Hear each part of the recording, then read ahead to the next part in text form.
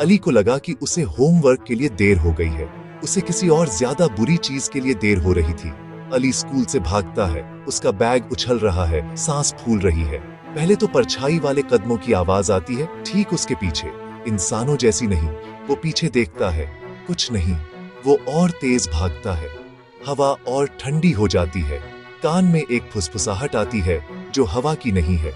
घर तेजी से पीछे छूटते जाते हैं, कुत्ते भौंकते हैं, लेकिन पीछा करना कभी नहीं रुकता। जब तक वो घर पहुंचता है, उसके पैर जल रहे होते हैं और उसकी आवाज कांप रही होती है। वो अंदर घुसता है, दरवाजा जोर से बंद करता है और अपनी माँ से कहता है, माँ, मैंने कुछ देखा था, वो स्कूल से मेरा पीछा कर रहा था, प्लीज मुझे बचाओ। उसकी माँ हाथ बढ़ाती है, उसकी घबराहट को शांत करने की कोशिश करती है, जबकि बाहर रात अपनी सांस रोके खड़ी है। क्या ये डर का कोई खेल है या कुछ और जो परछाइयों के बीच चलता है? जो कुछ भी हो, अली आज रात नहीं सो रहा और न ही आप सो पाएंगे।